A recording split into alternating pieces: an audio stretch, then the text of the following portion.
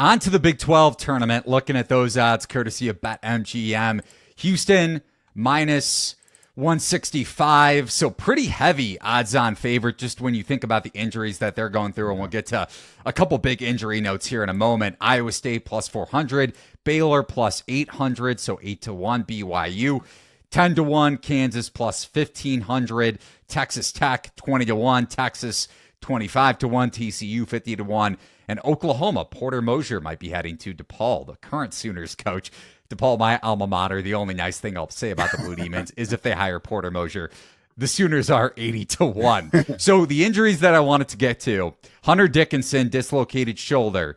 That's what the reports were coming out of that Saturday blowout loss at Houston, in which the Cougars clinched the outright Big 12 regular season championship. Dickinson nor Kevin McCullough are going to play in the Big 12 tournament. That was reported a couple hours ago before we started recording here on Outside Shots, and you could kiss Kansas's Big 12 tournament odds goodbye with that being the case, especially with a zone-heavy Baylor defense. That matchup theoretically taking place in the semifinal.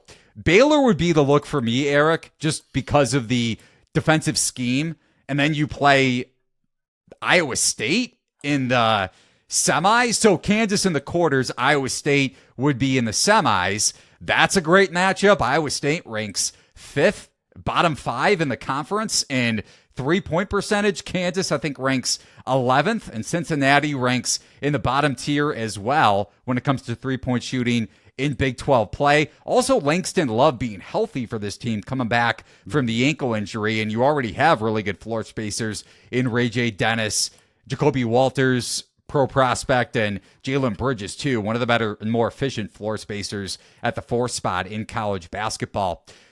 This isn't your prototypical Scott Drew team just because they're elite offensively and very subpar defensively, but the zone has kind of covered that up as Drew has adjusted throughout the season. So it would be Baylor 8-1 or pass for me. I'm going to stay away from this tournament, but what say you? I think it's going to be about the same thing. I like what you're thinking about that one. I think Baylor can easily get to that final. I'm looking at the situation. It's going to be interesting on the other side with the injury situation with Texas Tech. I know that they're having they got a foot injury for Warren Washington. Kyron Lindsey's got an injury, but then all of a sudden we're talking about depth issues for Houston. I've been talking about this for the last few weeks now. At what point is Houston going to start getting into some danger with depth? Because, going back to December, you lost Terrence Arsenault with a torn Achilles. In February, you lose Ramon Walker, torn meniscus. And now all of a sudden, JoJo Tugler's out for the year with a foot fracture. So my question about Houston is first of all, I don't like their long-term outlook because of the offense. I mean, their defense is fantastic, no question about it. But the offense is not elite, not at least as elite it was a year ago.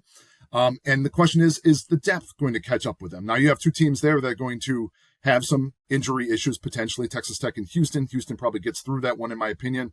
But I like the fact that the injuries probably drop their stock enough that it looks like the best bet here is probably going to be Baylor, like you said.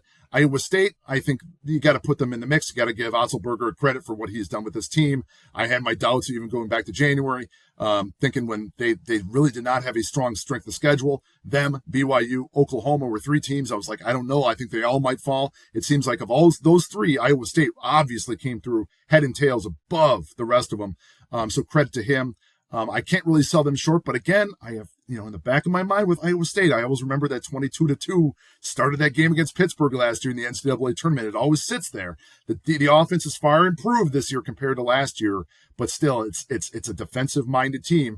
Defense wins games and even conference championships, but doesn't win national championships. Offense wins national championships. And I want to go back to your point about Houston, just because you alluded to this from the get-go, and then you brought it up too. If one of our listeners or viewers were to check out Haslametrics.com, Houston, quote-unquote, power-rated efficiency-wise and per all the other metrics you use as the number one team on your site. Mm-hmm. And you look at the betting odds board, second shortest odds to UConn, who we'll touch on when we get to the Big East tournament. Purdue, third shortest odds to win it all. Houston in the plus 600 range. But just to kind of clarify that for our listener or viewer here on Outside Shots, that you're not necessarily high on this team, not only in the Big 12 tournament, potentially motivationally speaking, but also come the big dance. Yeah, the reason why is because I've kind of done the study in the past of looking what's the fingerprint of a team of a national champion. Top 10 offensive efficiency, top 35 defensive efficiency. No question defense. But I'll give them credit. They have gotten better offensively. This was a team that was probably right around 25th a few weeks ago. They're up to 14th for me. So they're climbing closer to that range where they could be considered a national champion. If you look at the ratings on the last 7 games they've played, 6 of them have outperformed their season norm on the offensive end. So they're climbing in that regard. But as I've said, the one thing that really is sitting there is looking at those 3 injuries. And then granted, these guys are not exactly huge scorers in the past. You know, Arsenault, of the 3, they lost Arsenault in December. He was averaging 6 a game. Tugler is averaging 4 a game. Ramon Walker 2. But these are plug and play guys in Kelvin Sampson's defensive machine. And that's the thing. You're going to be asking a little bit more from these starters and these key reserves. And the question is how much depth? You know, how long can you go when you're going to be asking these additional minutes? It's a similar situation to a lot of, people throw the same question out there about Creighton, about their depth. And I think before now, Houston had enough, but I think, how many straws does it take to break the camel's back? I think that's the question that I would ask right now about Houston's long-term prognosis. Absolutely. And you go back to an overtime win over Texas in late January for the Cougars, Tugler off the bench.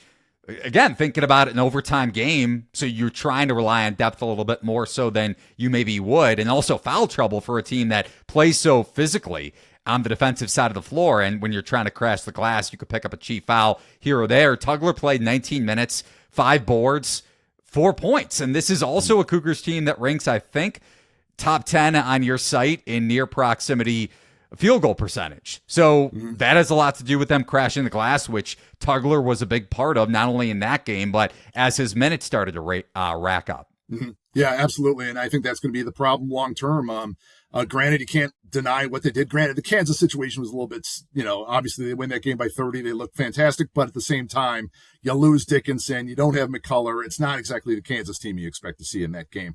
So the interesting thing about that is even though they're overperforming on the offensive end the last 3 games, they're actually starting to underperform a little bit on the defensive end. Now, granted, how can you not, considering how fast out of the gates they came? They were at one point maybe better than the Virginia teams of like 5 years back defensively, still in that conversation. But the last few games, they've just seemed to pull back a little bit. They gave up 85 points at Oklahoma. So that was one game that really jumped out at me. They gave up 76 to Baylor and overtime 65 at Iowa State in a very defensive matchup.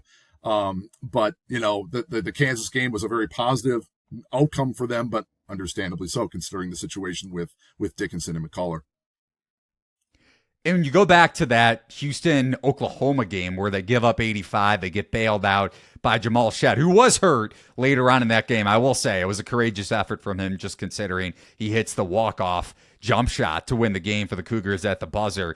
But Oklahoma shot 48% from 3. Now, you can consider that high variance and maybe just luck-based for the Sooners when you look at their overall 3-point efficiency numbers, middle of the pack in Big 12 play and across college basketball. So big game for them, trying to upset one of the best teams in college basketball, if not the best. Sometimes that brings out the most variance in a conference. I don't even want to call that a rivalry game, but just a meaningful conference game, especially for Oklahoma's NCAA tournament hopes at that juncture a couple weeks ago.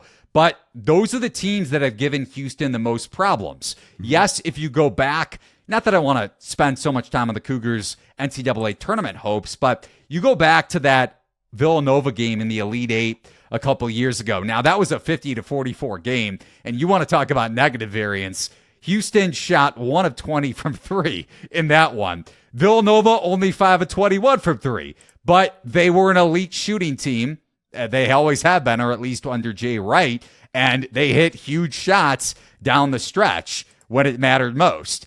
You have to be able to hit contested shots, especially against this defense. Villanova did it. Those are the kind of teams, like we saw with Miami last year against Houston in the Sweet 16, that could really give them fits just because they really pack you in. And when you could beat them in transition to the corners or to around the arc in general, you can have success. And you talked earlier about Oklahoma. I mean, it's how it matches up this year. Look who's going to be playing Houston in their first game. It's going to be Oklahoma, the team that took them to the limit, lost that game by 2, or it's TCU, one of the 3 teams that have actually beaten Houston this year. So kind of sets up pretty interestingly there. You got some stiff competition potentially for Houston there in their first game.